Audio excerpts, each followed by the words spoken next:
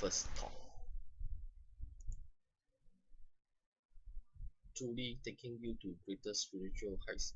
From the start, I have been teaching in a way that responsible both to those who want to learn our practice and society.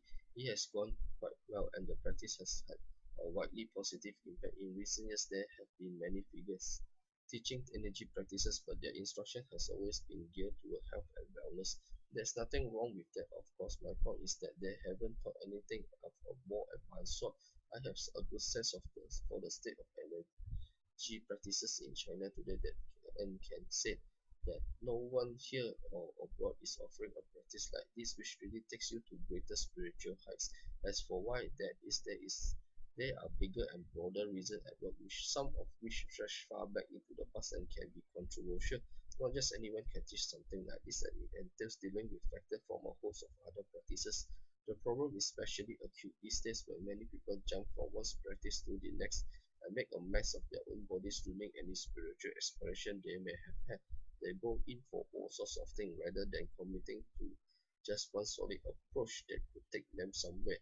And each new one that they dabble in only conflicts with the last of all, all of which only dashes their spiritual prospects. We have to straighten out all those things for you. What's good will be kept and what's bad disposed of, and this will make spiritual progress possible for you. But there's a stipulation, which is that you have to be serious about this practice. It doesn't work if you are motivated by the wrong things like attachment or wanting physical powers or healing, or are here out of intellectual curiosity. Remember that what I am doing is unique. Something like this is hard to come by, and I won't be offering instruction forever. So I think that by being able to sit here and hear my teaching in person, you are ready. You will grasp the significance of it later on and realize how fortunate you were. We subscribe to the idea of destiny, and I would say it is your destiny to be here. It's worth pausing to consider what it means to be learning a practice that truly takes you to greater spiritual heights. It means deliverance from this world. So you need to be doing genuine spiritual practice and not just involved for health or wellness. It follows then that there are higher expectations for your personal character. You are here because you want to learn Falun Dafa. So as you sit here, you have to really listen with sincere spiritual intent and let go of whatever things might have initially motivated you. You will get very little out of the practice if there are impure motives still with you as you try to learn it. In truth, the spiritual journey is none other than an ongoing process of learning to let go of the things of this world that we may be attached to. You are someone who competes fiercely with others, who tries to cheat and outwit people, or who even tramples on others to come out on top. Then you really have to change your way. It's especially imperative for you as someone who is here to learn the practice today. I won't be teaching you how to heal, as that's not part of our practice. But an ailing body is a real impediment to anyone serious about spiritual practice, and so I will provide your body for you. But I can only do this for whoever is sincere about the practice and the teachings, and so I have to stress that we will be powerless to help you if you are set on getting healed and can't get past that idea.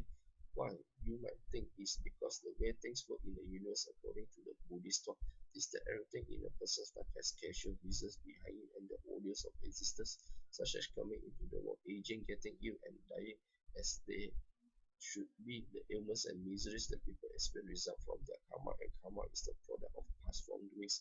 So the ordeals that people face are how they pay for their karma. This means that nobody may change them.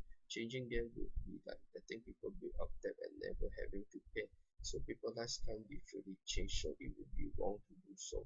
So people are under the mistaken impression that they are being helpful when healing people. But as I see, in no case is the person actually getting healed. His illness are just being postponed or turned into something else and aren't really removed to end the person's physical orders. You have to eliminate the karma involved, and to really totally do that, then heal the person, you have to be someone quite spiritually advanced, and anyone like that would be aware that the workings of this human world can't rashly be tinkered with. That said, it is enough for those who are in the process of spiritual development to do a few acts of charity, such as healing someone or helping a person regain himself if they are moved to do so by compassion. But any healing that wouldn't be thorough. That's because it would not be right to remove the person's servant at the source by disobeying his karma and completely free of it, since he would still be his same old worldly self afterwards and go back to his competitive and self-interested path. So truly healing someone like that is out of the question. But purification can be done for those who engage in sincere spiritual practices because they are value above all others. The desire to work on yourself and become a better or more spiritual person is the greater aspiration. It has long been delivered that everyone has divinity within them, and this would be a reflection of it. So higher beings will help you. This takes a little explaining. The practice that I'm teaching is quite advanced, I would say, and so higher matters and bigger things are evoked. From a higher vantage point in the universe, it can be seen that the lives of those on this earth didn't come into being here. Their souls were born in the higher realms of the universe. There are many things in the universe that can, working in conjunction, generate life, and so it was in the greater universe that each person's first come into existence. The universe is by nature good and kind, and so when a person is first born, he shares in his defining quality, Zhen, Sun, and Ren. As more lives come about, however, people enter into community with one another, and some grow selfish and no longer worthy of the realms they are in, and so they must fall to a lower place since they are not allowed to remain where they are. But then in that new realm, they may again change for the worse and will not be allowed to remain. Whereupon they drop again and the cycle could keep repeating itself until in the end they fall to the human plane. All of humanity is on this one plane. Upon arriving at this level, lives were meant to be if built with higher powers or as divine power beings see it destroyed, but divine beings acting out of compassion decided to give this life another chance and created this unique setting or realm much as we have known it. The life in this realm are different from those in all other realms of the universe. From here, the lives of other realms cannot be seen, nor can the universe be seen as it really is. So the lives here are as if under a spell of ignorance. So the only way for someone to be healed, to be free of adversity, and to be unburdened of karma is to engage in spiritual practice and return pure as he once was to his true home. This is a belief common to a range of spiritual tradition, and this is in fact the meaning of life, and explain why the wish to become a better or more spiritual person is considered divine and is prized. It means that the person wants to become pure again and return to his true heavenly abode and be free of this world. In Buddhism, there has long been a belief that when one's divinity shines through, it is moving to higher beings throughout the many planes of the universe, all who behold it will wish to provide help and will do so unconditionally. Buddhists believe that higher beings expect nothing in return when they save someone from this world. They don't affix any price, and this help is always unconditional, and it is on these grounds that we can do much for anyone who takes up our practice, but by contrast, little can be done for the average person who just wish to keep going through life as he has and perhaps be healed. Some only want to do this practice if it will heal them, but your interest shouldn't be conditional. Just start practicing if you are inclined to. Naturally, there will be some who come to the practice with ailing bodies, with bodily energies or out of source and or with no prior experience with energy practices, or even those who have done them and even for decades usually haven't moved past beyond the most basic stages of energy practices to actual spiritual progress. So what do? We cleanse their bodies for them so that progress in our practice will be possible. The first most basic stage of the spiritual journey involves thoroughly and completely cleanse your body as well as clearing out all the bad things in your head and in the cloud of karma engulfing your body and the factors compromising your health. Without this cleansing, it will be hard for you to make spiritual progress, plagued as it were by a body dark and foul and a mind and yet unclean. Our practice doesn't work on the basic kind of energy known as chi. You didn't work on such basic things with our practice. We boost you past that stage so that you begin with a body free of ailment, but at the same time we still provide you with everything that one would normally develop as a foundation at the basic stage of practice. Ready made. This means you start right off at an advanced stage. In ancient spiritual practice, there are said to be three stages of practice. If the beginning one, which involves chi energy, is included, but true practice only begins after chi. So there are just two main phases: that of the human realm and that of beyond the human realm. This shouldn't be confused with religious concept of renouncing the world or returning to secular life, which might sound familiar. The two terms we are using refer to the two stages of bodily change that occur in true spiritual practices with physical component. In the first stage of practicing within the human realm, the body is being purified constantly again and again until ultimately the body has been fully remade with high energy matter. The second stage of practicing beyond the human realm is essentially practice that's done with a divine body. It is a body made of high energy matter and it will now be developing all powers on it. They are the two stages of practice that we will be referring to. We believe in destiny, so by virtue of your coming to this class, I can do what I've described for you, and I could still do what I said even if we had not just 2,000 people like we have in attendance today, but even several thousand or over 10,000. So none of you need to worry about practice for the basic. As I said, I will provide your body and advance you past the basic stage and provide everything you need to make spiritual progress. So you are starting right off at an advanced stage of practice. But this is only true for those of you who were sincere about the practice and about making spiritual progress. It's not enough just to be here enroll in the class that doesn't make you a practitioner. They may have to be a deep and dramatic change in your way of thinking before you get the benefits I've described, and they are more in store. In fact, as you will find out later on while we go to link here, what we will do to use our term for it is to bring your entire body into balance. This will make it impossible for you to do our practice. If you are trying to do the practice with a disease-ridden body, you really wouldn't be able to get a higher energy or go as it's called. So don't ask me to heal you. Don't do that. I make this practice public because I want to really truly bring you to greater spiritual heights.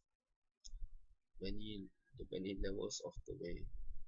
Chinese energy practices known by names like Qigong or Tai Chi have taught that there are three phases of practice, beginning, intermediate, and advanced, but as it turns out, all of those phases are at the basic stage since they work on the lower form of energy known as Qi.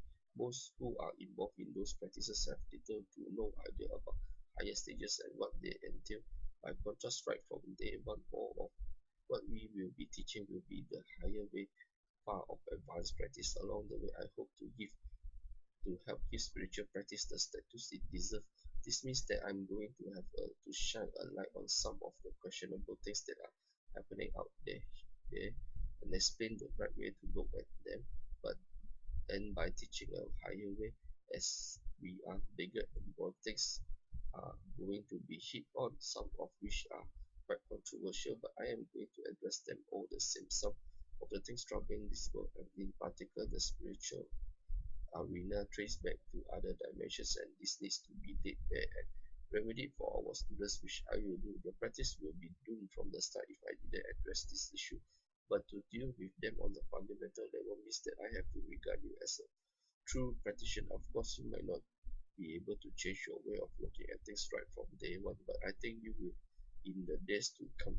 And I hope you can listen attentively. I teach in a different way from others in this field who typically just run through the basic of the practices, impart energies to you and teach you their exercises. And this is what many people have come to expect. But real guidance takes more than that. There needs to be a moral component or way to the teaching, and that is what I will be providing over the course of our 10 sessions. We will teach the deeper workings of spiritual practice in great detail, and this will be what makes your spiritual growth possible. Without this, you really wouldn't be able to get very far. The instruction offered in most other settings is simply about healing and physical well-being, and doesn't provide a higher way of teaching that could get you to higher stages, to advanced stages of spiritual practice. Is analogous to trying to go through college by studying primary school texts. You would come up with an elementary level of education. They are people who have studied all kinds of practices and have a stack of certificates to show for it, but it hasn't taken them anywhere. And yet they think that they have learned the true meaning of practice and all that there is to it, and they don't realize that they have only scratched the surface and gained us just a small partial picture of it. But There is much more to traditional practices just like Qi Gong and Tai Chi. They are forms of spiritual practice and are far-reaching and profound. And it's important to know that the way and its guidance are different at different stages of practice. It's not like what most people imagine that the more one learns, the merrier. To give an analogy, you could toil away studying textbooks gathered from around the world, from England, from America, from Japan, from China, and if they were all just elementary school textbooks, you would only come out of it with an elementary level of education. And in the case of energy practices, you're even worse off. The more instruction you take in of the lower sort, the more harm it will do. Your body will pay for it.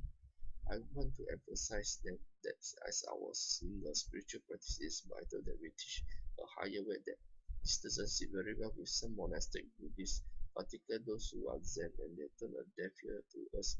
The reason is in Zen Buddhism is believed that higher spiritual truth or Dharma is not something that can be taught, or is not no longer truth. They believe there is nothing to be taught, and that any higher truth are just to be integrated on one's own.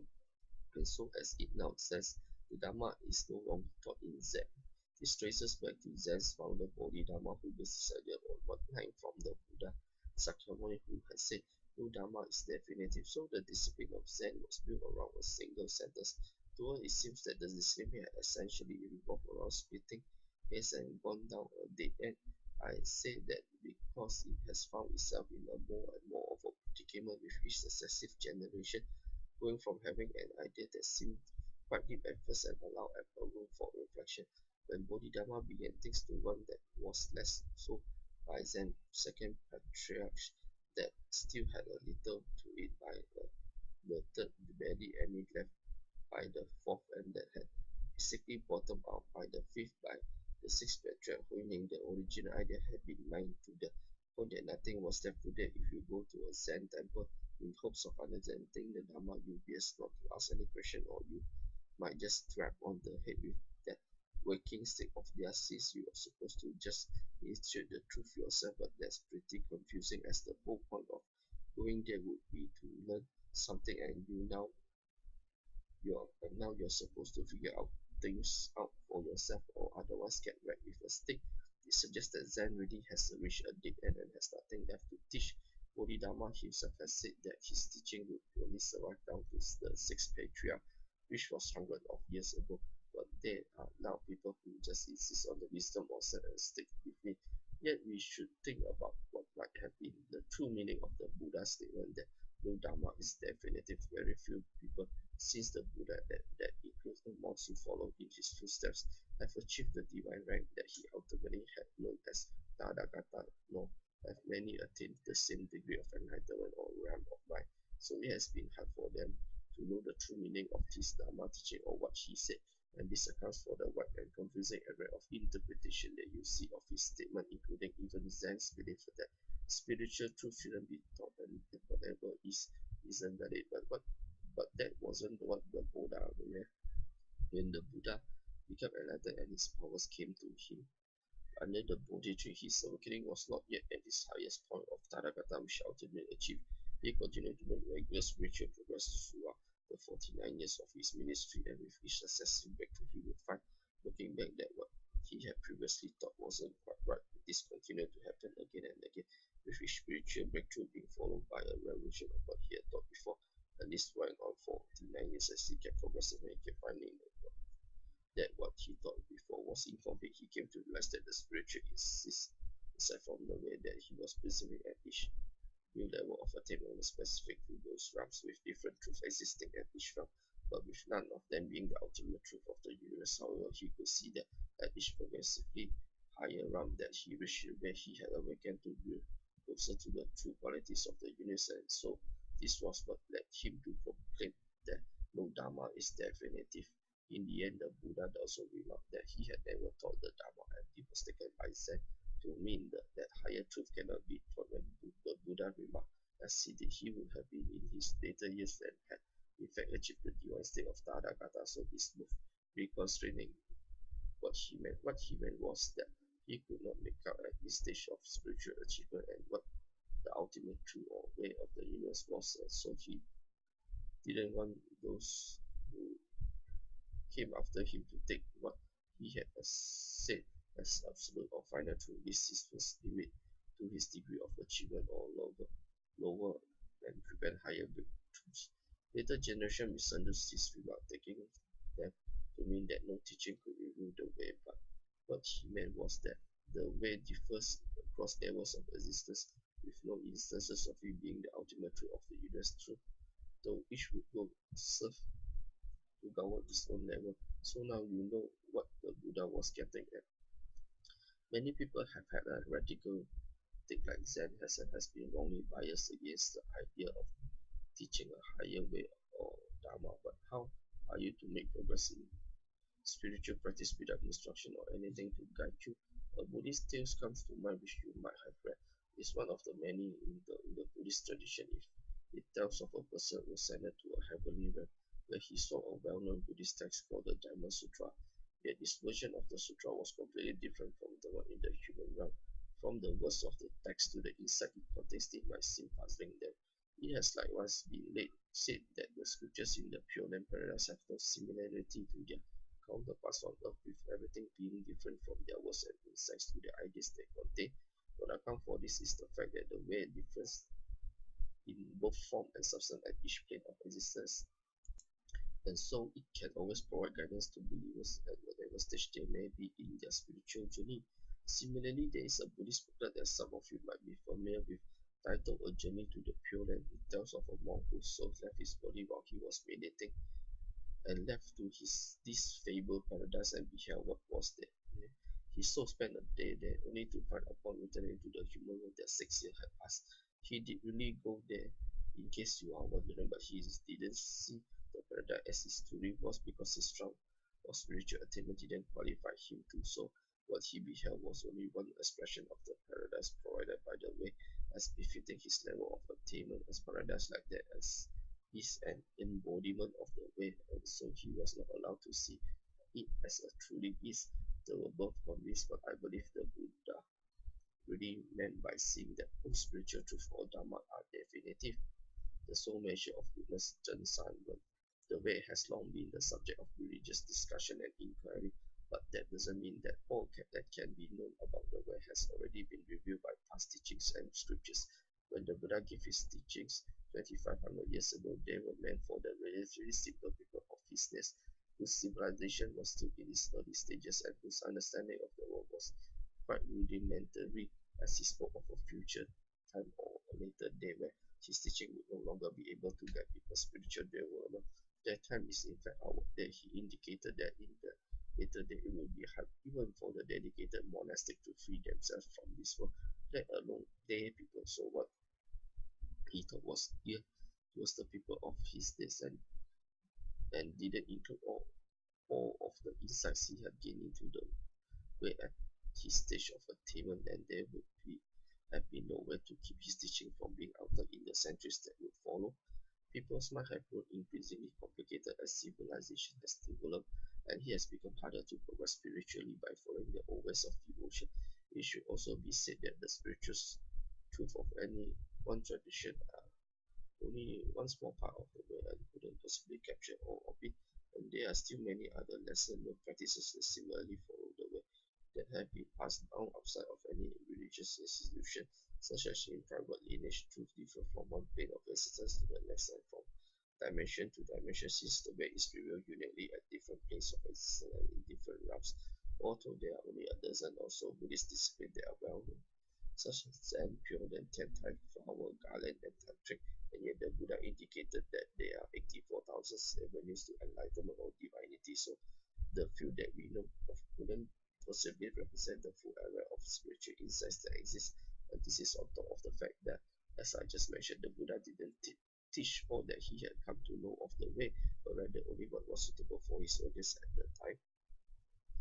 Then just what exactly is the way is highest expression in the fundamental qualities that underlie all of existence, Zhen. These are the essence of the way.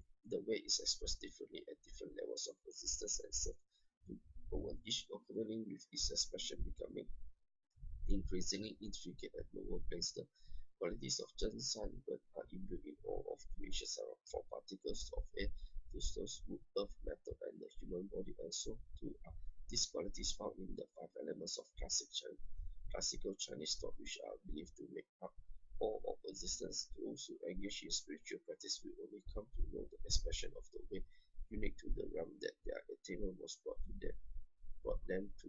Is revolution reflect the success of one spiritual efforts or realm of attainment.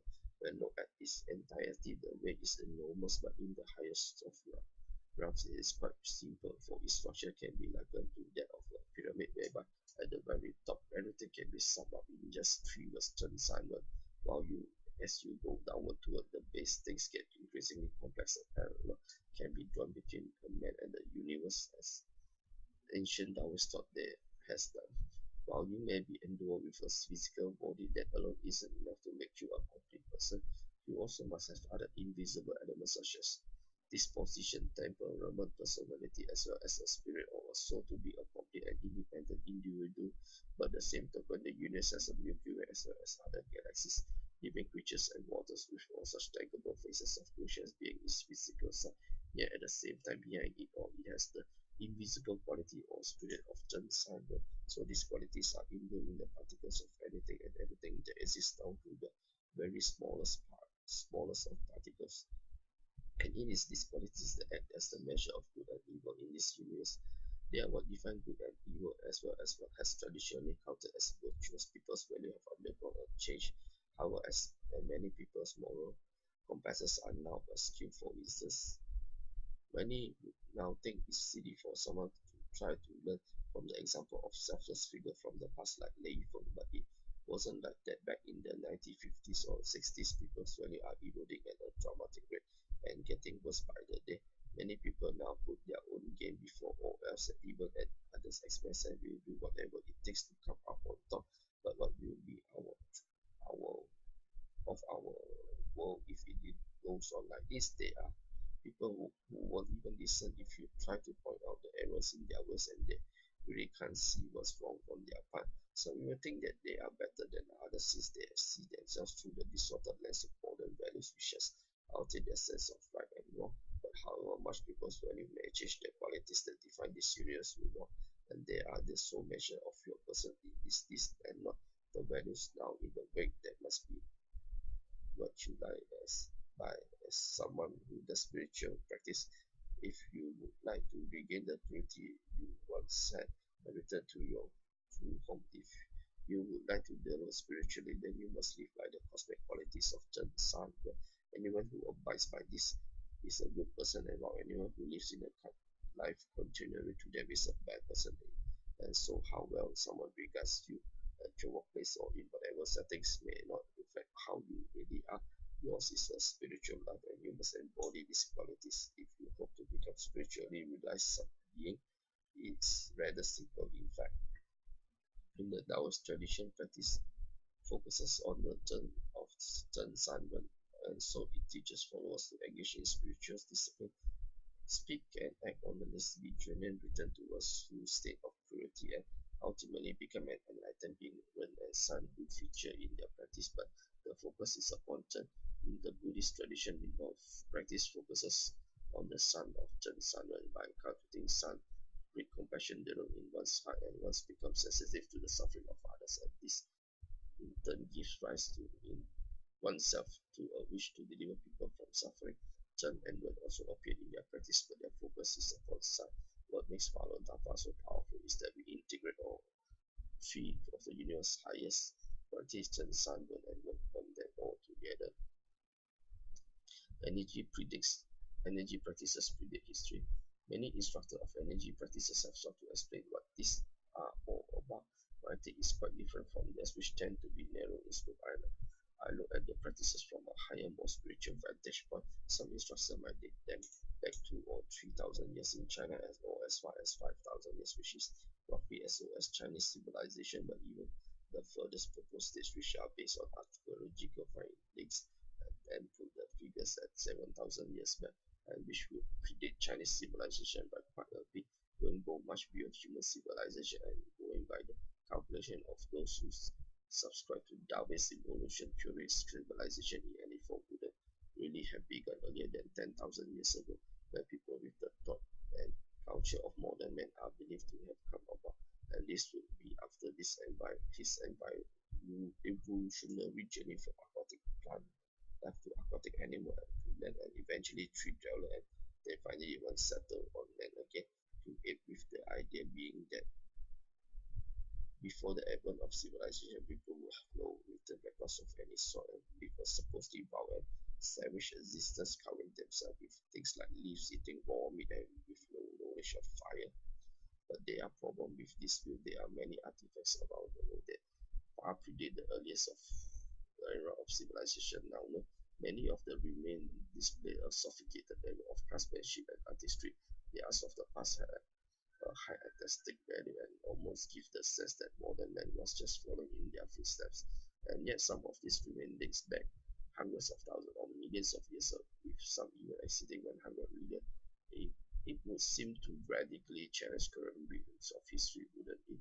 But there is nothing inherently radical about it. People always try to push the boundaries of what is humanly possible and keep arriving at new insights about themselves and their past. So people's initial findings and views about things aren't always right. It leads to the topic of prehistoric civilization or prehistoric culture, which you might be familiar with. In the world today. We have Asia, Africa, North America, South Africa, Antarctica, Europe, and Oceania, which are all considered in genealogy to be continental land masses. They settled in their current configuration tens of millions of years ago, so some land masses emerged from the ocean floor while others now no longer with us become submerged under the surface water. The current land masses have been in place for tens of millions of years, yet discoveries have yielded ancient mega structures at the bottom of several oceans, and these structures are covered in intricate carving bearing no resemblance to the works of any civilization today. Yet they must have been built before having sunk to the bottom of the sea many millions of years ago. But then who would have built them if man suppose wasn't even a monkey yet? Such sophisticated things would have been possible. Another animal surrounds the discovery by archaeologists of a certain trilobite fossil. This is a creature that dates back some 260 to 600 million years and has long been extinct. Yet an American scientist discovered a trilobite fossil with a human footprint on it and the footprint of someone wearing shoes, and the print was unmistakable. For many, is an embarrassing challenge to establish view about the past. Darwin's evolutionary model can't explain the existence of human beings that long ago. Another telling case is the rock in the Museum of National University in Paris that has a human figure carved on it, and then it's determined that the person was cast only 30,000 years ago, but the person was clothes and has shoes on and is holding a telescope and observing the star. And while it might be hard for us to imagine people weaving clothes like those back then, it's even harder to fathom the presence of a telescope and the possibility that they knew something of astronomy. People have always thought it was the European Galileo who invented the telescope some 300 years ago. Some we are left to wonder how a telescope came about 30,000 years ago, and there are many unsolved mysteries like this. Another is the cave murals that have been found in various countries, including France and South Africa, as well as in the Alps. These were painted skillfully in a very lifelike and vivid way, with the use of mineral pigments, but what's striking is that the figures depicted in them are dressed like people from modern times with European style clothes with black breeches and some of them what look to be tobacco pipes while others have keys or wear hats. Art of that quality is hardly what you expect from our supposedly primitive ancestor. Another example goes further back. Uranium ore is the present in the African country of Gabon, but the country is not very developed and has the means to really refine it, so they have exported the ore to more developed nations. When a plant in France imported some of it in 1972, they were surprised to find, after chemical analysis, that the uranium has already been processed and depleted, and they thought it was rather strange and sent over scientific and technological personnel to investigate on the site.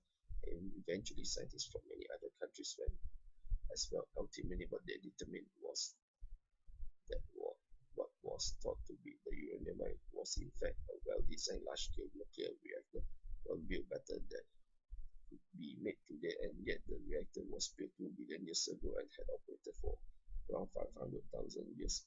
That's an extremely long time ago and makes no sense today. evolutionary framework, and there are many and no many like this. In fact, there have been more than enough scientific discoveries to rewrite the books. It's hard for people to be receptive to new ideas or finding if levels on things are set and have formed into a mode of operative and thinking, so they will shy away from the truth even when it comes to like or instinctively reject it owing to the long-standing biases. Hardly anyone in the site is systematically reviewing or trying to make sense of this and anomalous findings, and so the theoretical framework aren't keeping pace. New findings continue to be written off as pseudoscience, even if they are valid, though not well publicized. The numbers of scientists in other countries who are a bit more courageous have openly voiced their opinion that this finds no vestige of earlier culture prior to written history or civilization as we know it. So this would mean that there indeed exists and is believed that there was more than one, judging from the artifacts that have been unearthed so far. It is now believed that on multiple occasions something catastrophic before civilization and left the population decimated.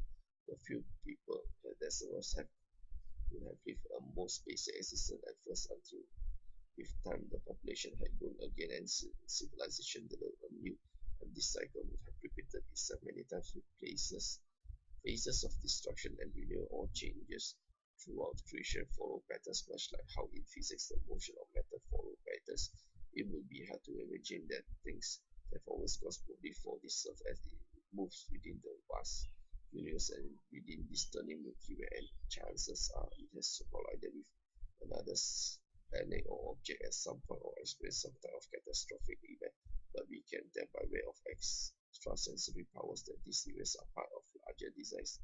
I was looked into it in some detail and saw that humanity was nearly destroyed 81 times in its episode later of civilization, and very few people remain, and they would then enter a new phase and live primitively before the population recovered and and a new civilization emerged. So while I observed a given cycle of this, there were still more to look into. There is a long-standing Chinese belief about the importance of timing, location, and togetherness, and there is something to it. The state of the world is indeed brought about by larger cosmic forces that are at work, and there is a timing to everything, just as how physics so that the motion of matter follow patterns the way that things unfold in the universe does as well.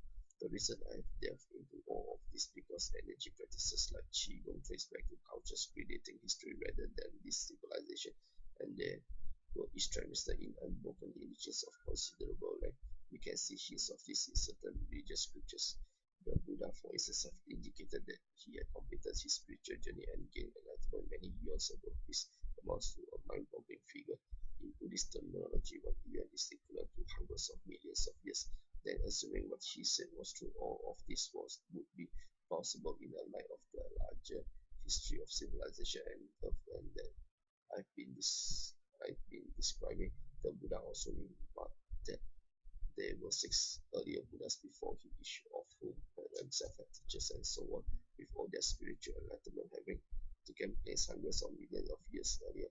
Then, if that's so, you might wonder whether authentic spiritual practices like those with such ancient pedigrees still exist in the world today. I can answer in affirmative that they do for sure, but they are rare and their numbers is sculpted by that of the force master and child artists who have entities attached to them and invent things at will. And it's hard to tell which category a practice falls into. The true practices are easy to identify or find. There are other things that date far back, similar to how energy practices do. Examples include the Tai Chi symbol, the mystical to and Mosul diagrams, the book of changes, the eight diagrams, and all these were handed down from before this civilization, and that is why each has proven hard for regular scholarship to make sense of. Their secrets won't be revealed to those whose thinking or perspective are steeped in a secular worldview. Energy practices are for spiritual development. So if energy practices have such a long history, you might be wondering just what exactly they are for. I can tell you that ours is an advanced Buddhist method of spiritual practice, and so it seeks to bring you to divinity as what's known as Buddhahood, and Taoist methods similarly to seek the foster enlightenment and enable you to attain the way and explore the way The idea of becoming divine shouldn't be seem absurd or far out as it may to some. For example, take the concept of Buddha. It's a term from the ancient Indian language known as Sanskrit. The term has undergone various permutations in China since arriving there long ago, being translated phonetically as four, and eventually just four. Translated into our own language today, the term simply means one who has awakened and refers to any being who has gained a state of awakening through spiritual discipline, so it shouldn't seem that far-fetched. Consider that extraordinary powers can come to those who engage in spiritual discipline. Those six types of powers are now generally recognized. They are in fact a myriad numbers that exist. They are individuals who can just while sitting in place and do things that normally even physical action could accomplish, or they might be able to see the true workings of the universe in multiple dimensions and how it really is, and see things that are invisible to other scientists. I think you would have to agree then that they have attained a higher state of awakening or spiritual attainment and are no longer mere mortals. So it's only fitting to call them spiritually awakened, holy, or divine, or in ancient Indian terms, a Buddha. Then this is what these practices are in fact meant to achieve. Some people can't imagine why anyone would want to do practices like Qigong or Tai Chi for anything other than health. The implication being that that's all they are for, but there's a very shallow view of this. People can't be faulted for thinking that way though, because many instructions of these practices are only focused on health and nobody is offering guidance on a higher, more spiritual. So I don't need to imply anything bad about what they are teaching. That's the role that they are meant to play, to keep it at the level of health and popularize this art. But many people are looking for something more, for something spiritual that can take them further. Yet without a true spiritual teaching to guide them, it's going to be hard and they are apt to get into trouble. Instruction of a higher sort involves bigger things naturally enough to, so you really have to go about it in a way that's responsible to people so all the work, and that is why we have good results all around. Some of what we talk about is a bit lofty for you, and some people it might sound hard to believe, so I'll do my best to draw scientific parallels to help make sense of things. Some of the things we'll be discussing provoke strong reaction from people who quickly dismiss them, that think that anything that isn't known to science that they haven't personally experienced or that seems impossible to them must be nonsense and divorced from reality. And is that the right way to look at the world? To write off anything not known to science, even if it's to, because of science limitation, it seems to me that this line of thinking puts a little too much faith in science and is itself divorced from reality. If everyone had this mindset, it would utterly stifle any scientific progress or innovation, and you will see few developments in the world more broadly. Even every technological development represents a step beyond what was formerly known.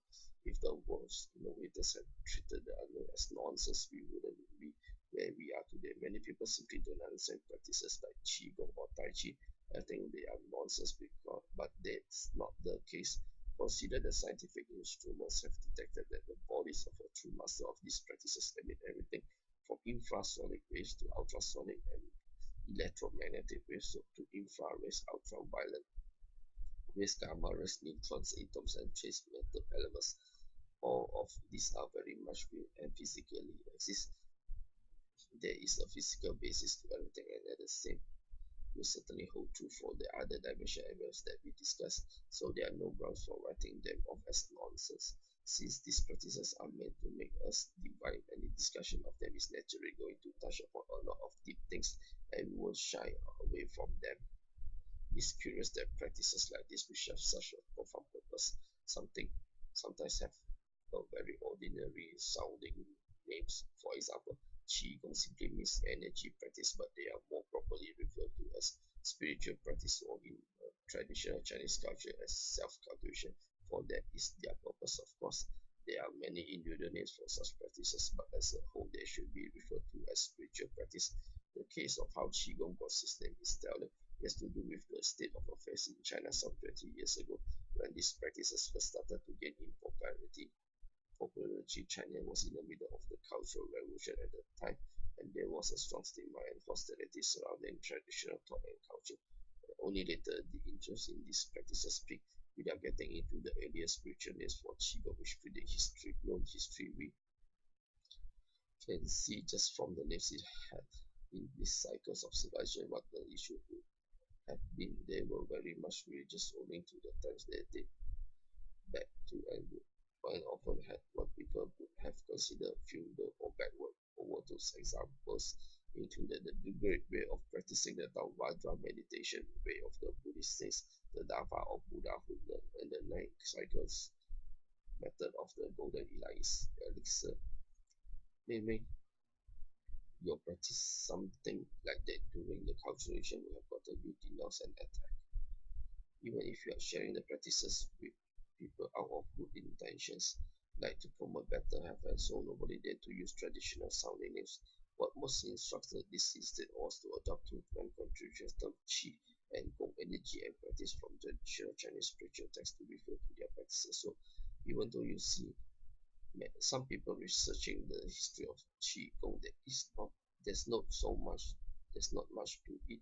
It would have just been referred to as spiritual practices of self-cultivation before, so the term qigong is just a recent invention that was meant to suit a modern secular sensibility.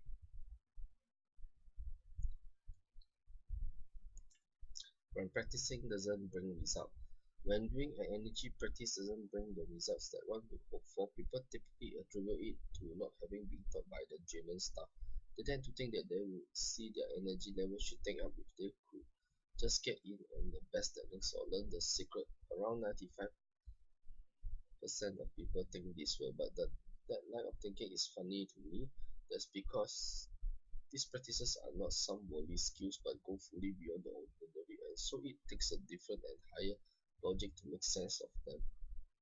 I can share with you that when people don't see the result they hope for is because they are overemphasizing the physical aspects of practice to the neglect of its spiritual component. The key to success do not lie in outward or physical techniques. It's a stretch to think that you could get the kind of higher energy you seek by the power of your human hands, body, or thoughts, as though techniques would have you believe. That's what strikes me as funny about it. It's never going to work out if you are spinning your hope on superficial things. Spiritual practice doesn't work like worldly skills where you can pay some fee to learn a technique and then it's yours. It's something altogether different as it operates on a plane beyond the ordinary and thus has a higher demand.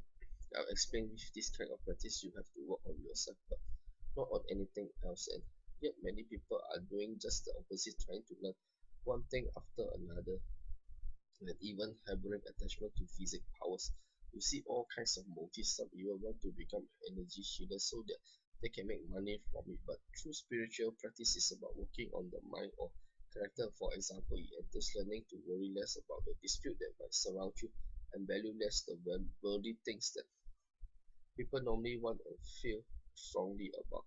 You shouldn't expect many results from your practice if instead you are all caught up in competition with others and pushing hard to come out on top. In that case, you are just like everyone else and you shouldn't expect to get any higher energy from it. This is why you need to put character at the heart of your practice. And if you can do that, you will find yourself elevating spiritually and your energy growing. Why does character consist of that? It includes being virtuous as as virtue is physically real, practicing self-restraint, having faith and discernment, letting go of what others normally desire and hold on to, and being able to suffer gracefully. So there is a lot to it. We should strive to perfect every facet of our character, and by doing so, you will make real spiritual progress. It is one of the keys to developing powerful higher energy. Some people have objected to that character is just a normal concept, moral concept, and something theoretical, whereas where they are interested get in is getting an real energy.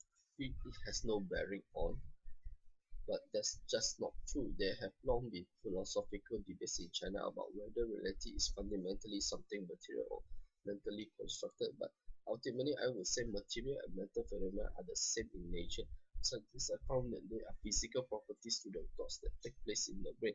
So this means that thought material exists yet. At the same time, they are certainly mental phenomena. This would suggest then that the two are actually the same, is similar to what I said about the universe, that it is something physical but which has its own qualities, the qualities of Zhen Sanwen that are imbued throughout all of creation aren't perceptible to the average person who dwells on the plane of ordinary existence. They only become perceptible to those who rise above the ordinary. Let me explain. Every single thing that makes up creation, whenever it may be in the universe, is alive and has thinking, and whatever it does, no matter the level that it exists and is an embodiment of the way of the universe, and so you will not be able to progress to higher levels of existence or attainment if they do not agree to it. The reason would be that your character has not grown sufficiently. There is a standard for each level of existence, and you must meet it by ridding yourself of bad thoughts and intentions and whatever is unclean in you if you are to go there.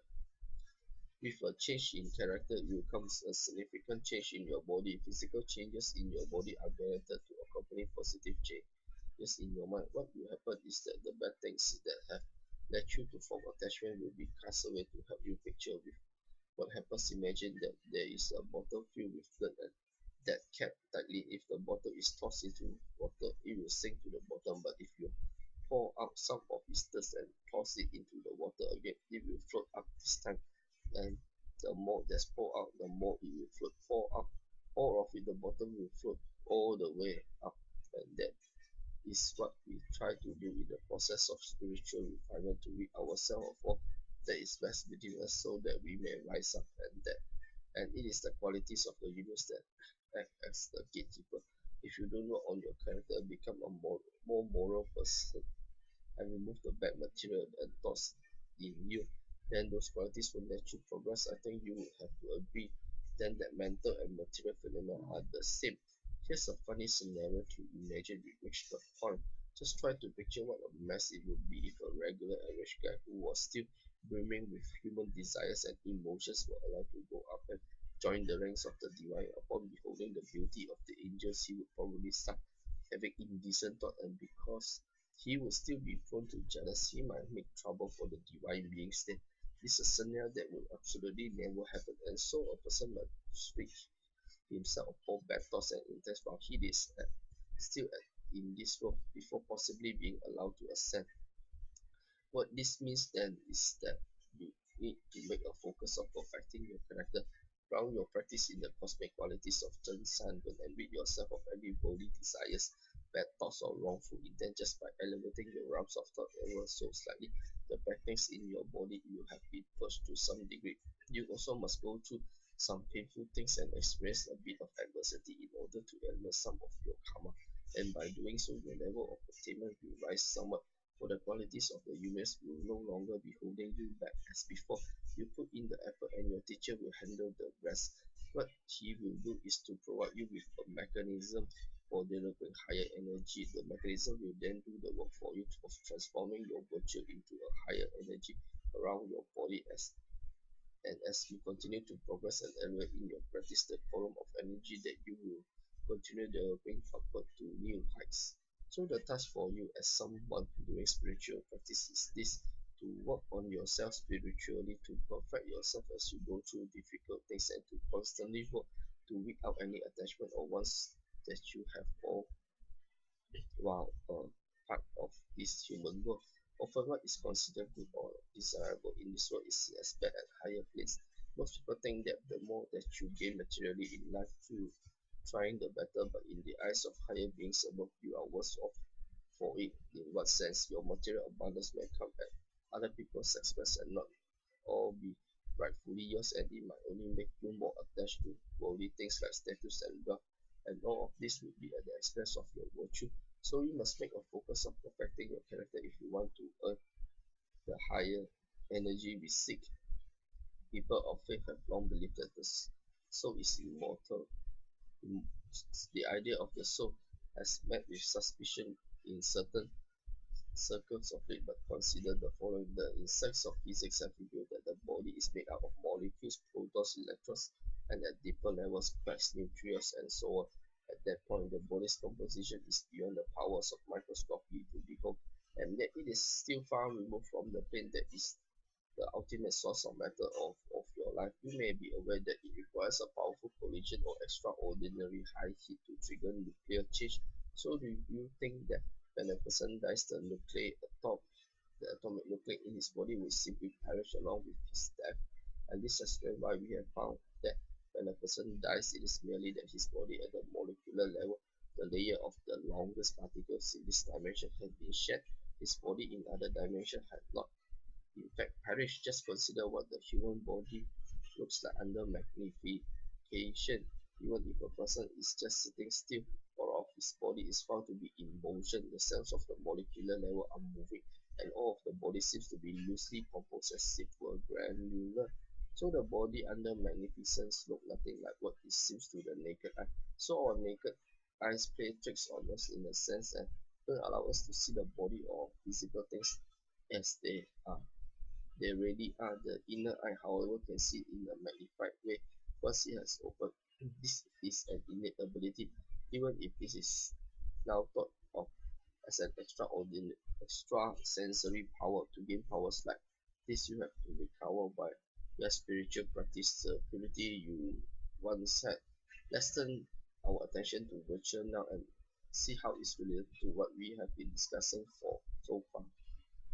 I'll explain it in some detail. Each individual has multiple bodies that exist across many dimensions. The largest component of the body that the eyes can see is the cell, and cells make up the physical body. But if you were to enter into the space between cells and molecules, or one molecules or another, you will experience what it's like to enter another dimension. To go there, however, your body would have first meet the requirements for existence there.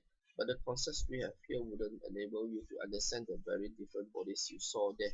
Bodies that can expand or shrink, and those are an imaginary vast realms. But I am just describing one simple form of parallel dimensions which exist in the same place and at the same time of ours. A person has a different body in each of various dimensions in one particular dimension. He has a body that is surrounded by a field of virtue. Virtue is actually a right material and not just a moral or theoretical concept. It is very much physical, and this would explain the old sayings in China about accumulating or losing virtue. There was something re- there was really something to that. Virtue surrounds a person's body and forms a field, and so in the Taoist tradition, the common practice is for masters to seek out disciples rather than vice versa, since they can see how much virtue someone's body has and what his spiritual prospects are. Someone in with much virtue would have good prospect, while someone with little would not, and it would be hard for him to develop higher energy.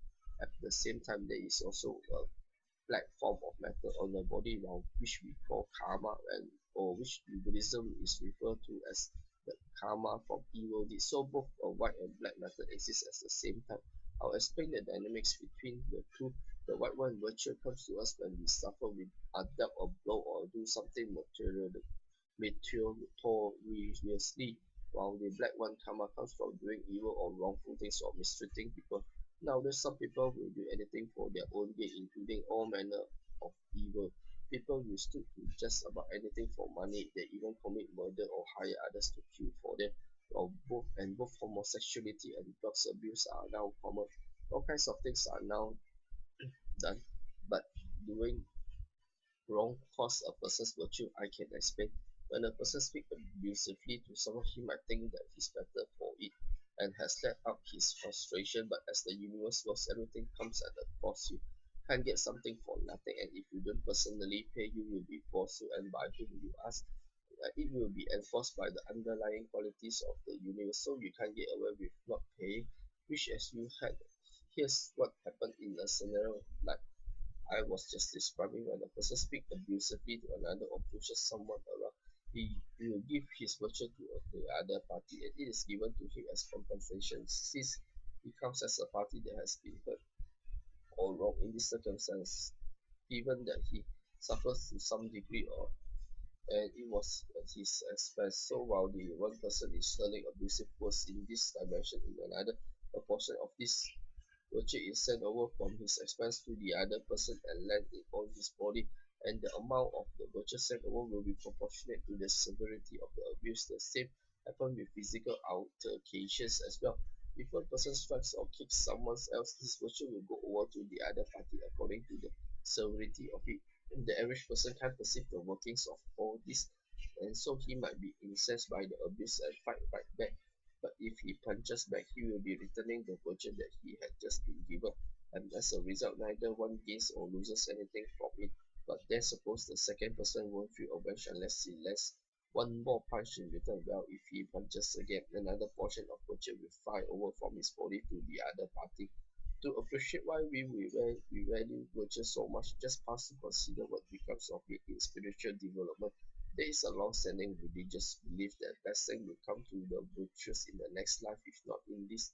The blessing for the very virtuous may take the form of a converted position of office, great wealth, or having their wishes in life fulfilled. All this will come to them by cashing in their virtue, so to speak.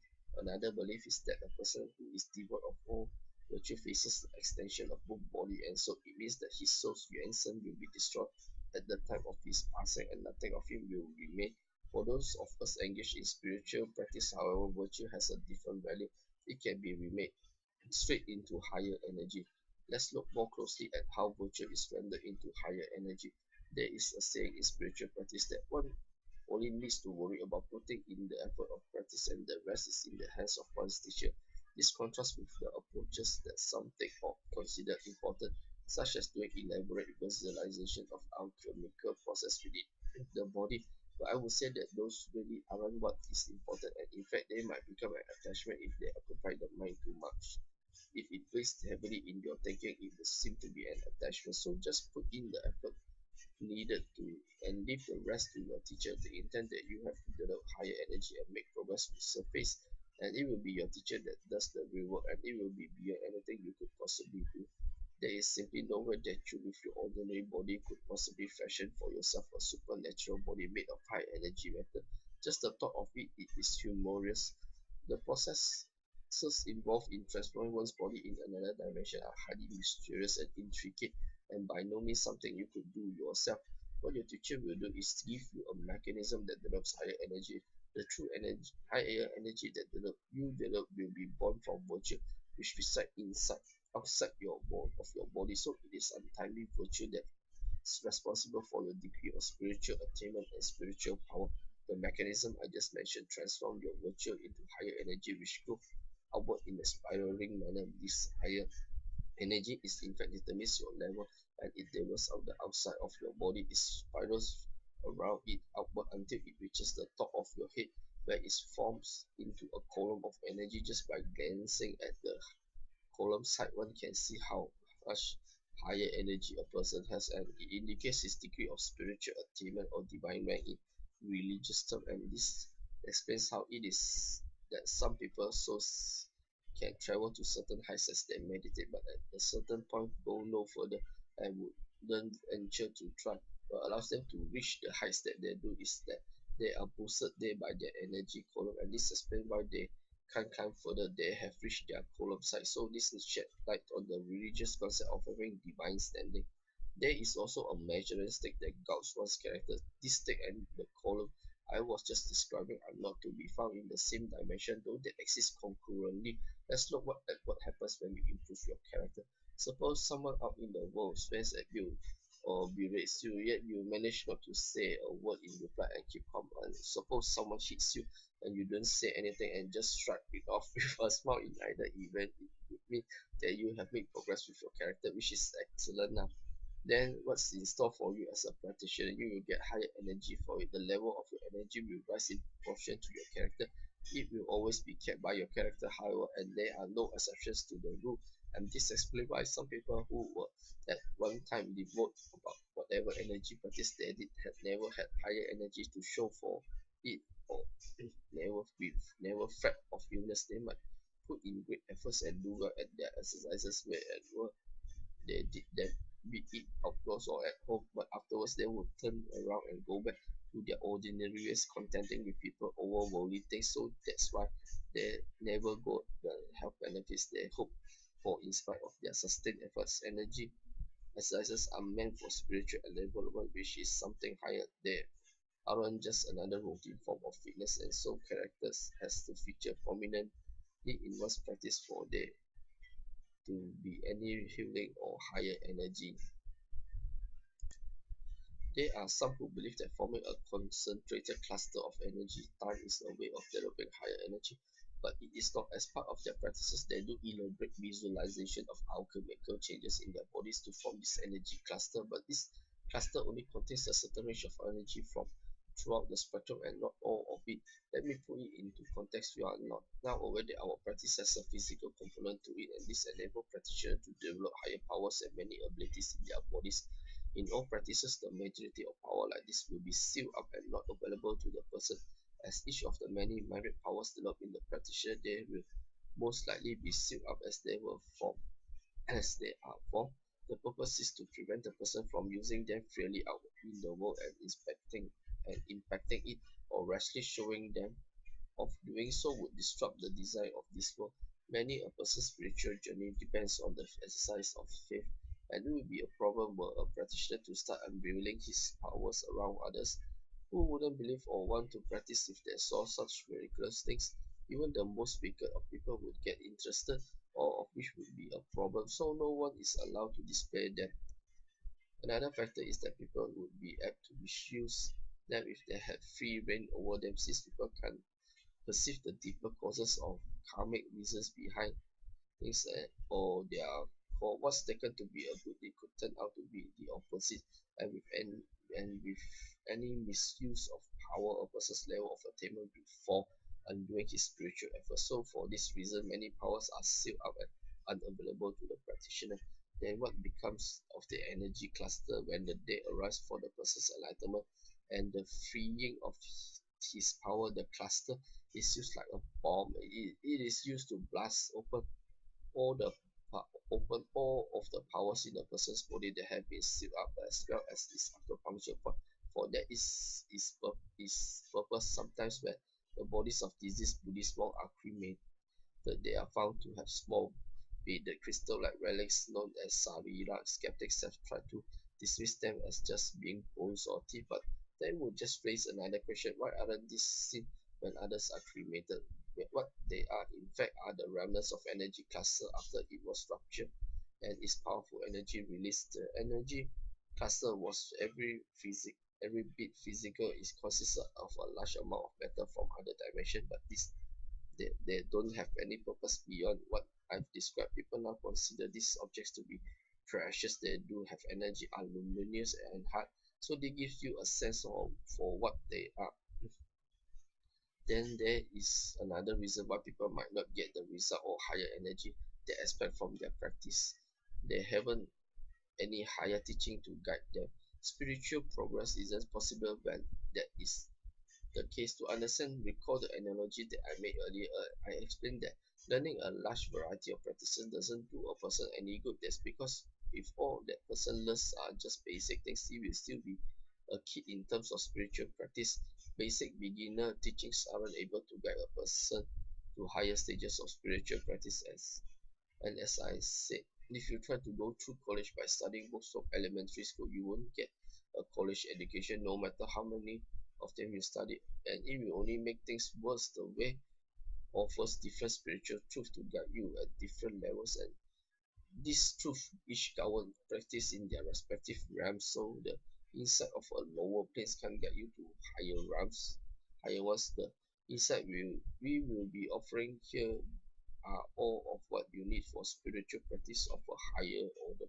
I am building into my instruction insight spanning many planes, and so the teacher will always be able to guide your practice from here on out. I have several books as well as audio and video recordings of my teaching. You will find that after you finish them and return to them again, you will continue to get new insights from them. I guarantee it, and they will keep providing you with new insights and direction as you keep progressing.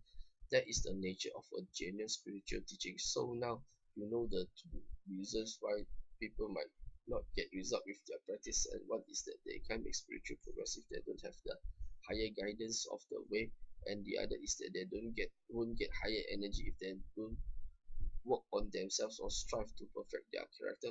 These two reasons sum it up. What sets Falun Dafa apart?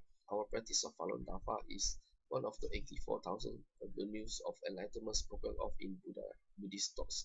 And while it hasn't been taught publicly during this cycle of civilization, it was in a previous one and was then a widespread means of deliverance from this world. In these final times, I am making it public again and available to all, so it is something to treasure. I have disclosed the means by which virtue gets rendered straight into higher energy, and now you know that this energy does not come from existence but from spiritual development. Many people are looking to build up this energy but are focusing solely on energy exercises to the neglect of the spirit. And yet, higher energy is always the product of working on your moral character. We do, however, have a place for energy exercises in our practice, and I'll explain why. But first, it's worth considering why no such exercises feature in the Buddhist monastic tradition. This monk mainly focus on meditation, reciting of scripture, and working on the mind, and yet they do manage to develop higher energy, a form of it that determines one's level of spiritual attainment. The reason they don't make use of any bodily exercises is that the Buddha taught his followers to forsake all that is of this world, including even one's own body. Circumstances are very different in the Taoist tradition, however, where they don't aspire to benefit all of humankind as the Buddhists do, and thus won't find themselves in the situation of having to deal with people from all walks of life and with all sorts of attitudes towards practice, different degrees of spiritual understanding, and varying degrees of selfishness. Taoists are selective about who they take on as a student, and it is no surprise, for example, if only one of the three students they select ever receive the true teaching, and so they are assured that whoever is taught will be a good and virtuous person and not apt to run into trouble. Bodily practice are thus used in Taoist practice and feature prominently since they seek to extend one's life and develop supernatural powers, which requires this approach. Falun Dafa is a practice of mind and body, and so there is an exercise component to it. One purpose of the exercises is to increase your spiritual power, which in turn serve to strengthen the powers of your body. Another purpose is to develop a number of supernatural beings in your body, and this is what at higher stages of practice Taoists describe as the birth of the immortal infant. The Buddhists and the developing of an incorruptible body, many special powers are to be developed in the body as well. Physical movements and techniques are needed to develop all of this, and our exercises serve this purpose for a practice to really be considered one of mind and body. There has to be both a spiritual and physical component to it. I think you are now aware that the kind of high energy that decides your level of attainment is ultimately not the product of exercises but of spiritual development. Your ascension to higher realm comes from working on your character while in this world and embodying the qualities of the universe such that they no longer hold you back. Your virtue will be transformed into high energy as this happens, and this energy will only continue to grow as you raise the bar for your moral character. So all of this goes together. Ours is genuinely a practice for mind and body. The higher the energy that it develops will be stored in the cells throughout your body, reaching all the way to your particles in the tiniest, most invisible of rhymes. Where your physical existence begins with your energy will increase in both density and might. As your spiritual power grows, it will be a high energy matter that is alive and that has its own intelligence, and because it is stored in the cells of your body all the way down to the starting point of your life, it will over time assume the same shape and appearance as your cells and nuclei with the same molecular arrangement, so your cells will undergo a change in substance. You will no longer be composed of the same physical material as you once was, and so you will transcend the five elements naturally enough. So of course, that doesn't mean that your spiritual journey will be done. You will still have further spiritual refinement to undergo while a part of this world, so your present will still be normal. The only difference will be that you look young for your age. For all of this to happen, however, your body first needs to be cleansed of the bad things it contains, including any disease. We will not be healing you though, but rather cleansing your body. We avoid using the word healing or simply refer to as cleansing. This is something we do for whoever is sincere about our practice. It's not done for those who come just for healing. People with serious medical conditions are not allowed to enroll in our classes because their minds are going to be occupied with thoughts of of getting healed, they won't be able to let it go, understandably, since their condition is serious and causing them pain that makes it very hard to engage in spiritual practice. And so we have always maintained a strict policy that the seriously ill may not take our classes. Our classes are about spiritual practice, which is something far from their minds. They might be able to find others who will heal them, but that's not our approach. That said, there are many people with normal ailments who are sincere about learning our practice, and we can cleanse their bodies. After practicing Falun Dafa for some time, the changes in your appearance might be drastic. Common ones including skin becoming soft and fair with a rosy glow and a lessening of wrinkles. Some things quite dramatic among those who are older, and I am not making outlandish claim as many who are seated here who have been practicing a while attest to it. Another change that will happen is that older women will have their menstrual period return, since there is an essential energy involved in this blood that's needed in the mind body practice. So while the practice is to start up again, it won't be heavy, it will be just enough to serve the purpose for this stage of practice, and this too is common since the development of your body will be impeded without it. Meanwhile, men both young and old will experience changes as well, such as feeling that your entire body is becoming lighter. The changes that I've described will come to you if you are sincere in your practice. Our practice is based on something big, something simply enormous in fact. This contrasts with the many practices that base their exercises on the movements of wild animals, that the teachings that are given by the Buddha and the Taoist sage Lao Tzu were informed by the workings of the Milky Way, but the practice of Falun Dafa is informed by the processes that underlie transformation throughout the universe, and it is based on its highest expression, the qualities of Zhen, San, Ren, and it is this standard that guides us in practice. So the skill of practice is so many you would call it a cosmic.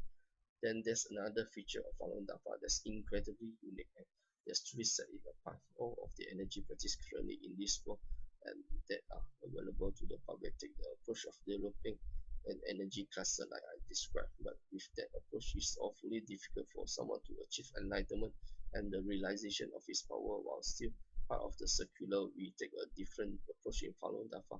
In our practice, you develop a Falun at the position of your lower abdomen, and I personally bestow it during your classes. As I teach the practice, we systematically provide it to each of you, whether you can sense it or not. Most people can, but the qualities of people's bodies vary.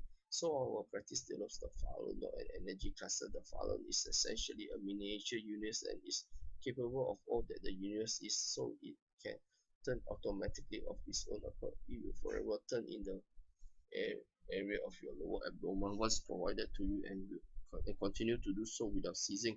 Year in and year out, when it turns clockwise, it automatically draws in energy from the universe and transforms it for you and delivers it to whatever parts of your body may need this energy for development. When it reverses direction, turning counterclockwise, it sends out whatever matter is no longer needed by your body in the form of energy, which dispenses what it has been sent far away from you. New energy is then taken in again thereafter, and I should add that the energy sent out will be of benefit to whoever is nearby you. This is in keeping with the Buddhist belief in helping all of humanity, in saving all life, not just one.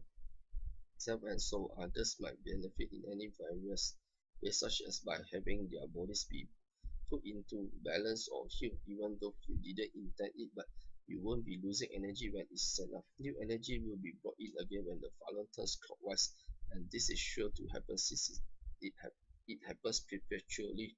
Some people find it hard to imagine how the Falun could manage to turn or keep doing so. Is hard for them to make sense of, even though they might be accustomed to the idea of the energy can be condensed into a cluster as in other practices. A parallel might help to explain it. The universe is moving as are all of the Milky Ways and galaxies and nine planets of our solar system are orbiting the sun. Then the Earth itself is constantly rotating, but you wouldn't be able to make sense of how they move or what drives them if you were to try to do so with the common logic of our world. There is simply a mechanism at work behind it. The same holds true for our follow. It simply turns, and by doing so, it extends the times that your practice session go for and resolve the challenge of finding enough time to practice while still living a normal life. Also, by turning constantly, it allows you to continue be drawing in energy from the universe and transforming it. So when you go off to work, for example, if you'll be doing the work of practicing on your behalf, and this is true not only for the Falun, of course, but also for the many mechanisms and capabilities that we provide to your body, which will be automatically operating and moving in connection with the Falun. So this is a practice that automatically transform you, leading us to say that the mechanism are protecting for you and that the way is working on your behalf. Even when you aren't doing the exercises, the mechanism will be working on you just as when you are doing the exercises, and this mechanism will be working to transform your body even as you are eating, sleeping, or doing your job. This might lead you to wonder what need there is for them to do them there. Doing them serves to strengthen the follow as well as the many capabilities and mechanisms that I give you, and this is the characteristic of spiritual practice at higher stages, which is done without active intent. You didn't direct or feel things with your mind or via breathing techniques and the physical movements that you will do simply be following along the mechanism that are in place. In our practice, you also don't need to worry about the time or location that you do the exercises. I am sometimes asked what phase of the day is optimal for doing that, such as late night, early morning, or midday. The phases of the day don't matter in our practice. The mechanism will have always been at work practicing on your behalf, whether it is at night or in the morning, and no matter what, whether you are sleeping, walking somewhere, or at work. So this greatly cuts down the time you need to spend exercising. As you imagine, many people come to our practice with a sincere wish to gain enlightenment, and that's of course the goal of spiritual practice, for ultimately become enlightened or divine. But some of these individuals might be faced with a challenge, which is that there aren't many years left in their life, so normally they might not have sufficient time to achieve that goal. Falun Dafa can solve this issue by shortening the course of spiritual practice for them. And along with that, ours is the practice of mind and body and soul. A person's life will be prolonged as he or she continue to practice. This means that there should be enough time for those who are older and who have good innate foundations. But there's one condition in this scenario: the days that you may gain beyond those originally allotted to you are only provided so that you may continue to practice, so you may be at risk if your thinkings get off track, for your life was supposed to have already ended. The exception of to this rule is when someone progresses in practice to the stage where she is no longer subject to the laws of the human realm, which is a different matter. You also don't need to concern yourself with things like which direction you face while you're doing exercises or how to close this session in as in other practices. That's because our volunteers constantly and never needs to be closed. In our practice, you can stop abruptly if you need to, as when you have to take a phone call or answer the phone.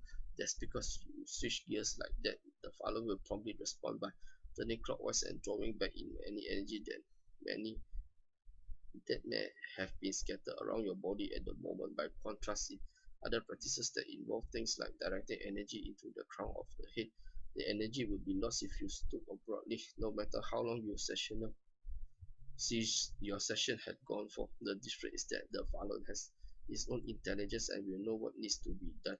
Facing in certain direction isn't the concern for us, meanwhile, because our practice is attuned to the working of the greater universe. Even if you want to pinpoint north, south, east, or west, you couldn't reach with the scale we are working at. Since all of the universe is in motion, the Milky Way is in motion, the planets of the solar systems are orbiting the sun, so and Earth itself is revolving. So whichever way you face as you exercise amounts to facing everywhere to all four of the cardinal directions at once.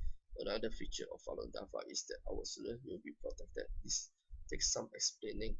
The Falun will protect those who genuinely do our practice. My rules are planted in this universe, and so someone would have to be able to harm me in order to harm me in order to harm you, which means that they will have to harm the power to have the power to harm this universe. Don't worry if this sounds a bit far off. It will make the sense later on as you come to understand the practice, but I would better say I could say more, but I don't want to divulge things that are too advanced for you right now. What we will do is to systematically explain the higher insights of the way to you going from the simple to the profound, but things might not work out well for you if something isn't right on your part or you have other agendas mixing. I've seen many students who have practiced for a while but who now have deformed follow. But how could that be? They have added things in from other practices which they like. The follow didn't protect them from those things since it had been given to them and was theirs, and so it heeded their will. So its principle in this universe is that you are the one who decides what you want. Since you, if you don't really want to practice, nobody is going to force you to. It would be wrong to. In fact, nobody can force any someone to have a change of heart. After all, you are the one who sets the bar for yourself when you start drawing on the strengths of other practices and learning all sorts of things from others. And it's usually driven by a wish to get healed, but it never works out in the end. At most, it will only serve to postpone your condition. With advanced practice. You have to commit to one discipline and devote your heart to it.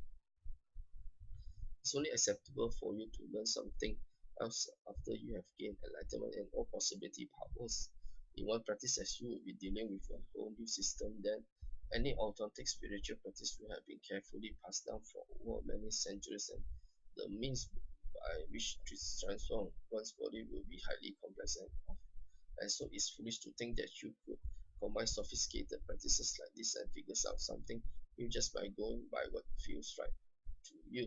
The real changes that one's body goes through in spiritual practice takes place in other dimensions and are essentially intricate and profound with no margin for error.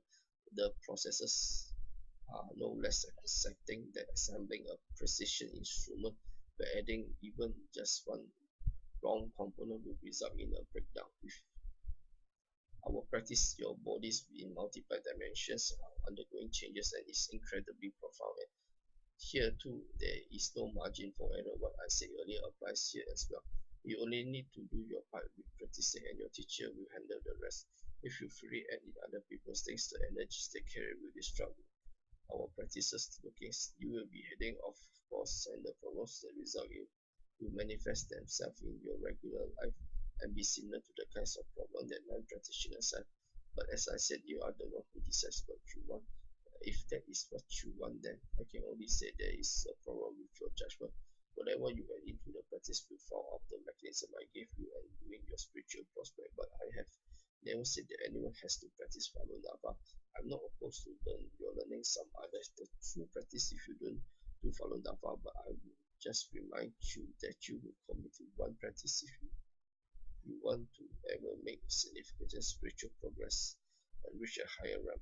There's something else I should share. Currently, there is nobody else offering instruction like this that truly brings people to greater spiritual heights. You will one day realize what I am doing, so I hope that you will make the right choice. Many people have longed to become better, more spiritual people, to go to a higher place. I am now laying this out right before you, offering what I have, and only you might not realize it. You could spend a fortune touring the world to study under spiritual mentors far, and one would never find something like this. And today I am delivering it right to your door. I just hope you can realize what this is. Ultimately, whether you can be saved from this world is up to you, and it begins with your discernment.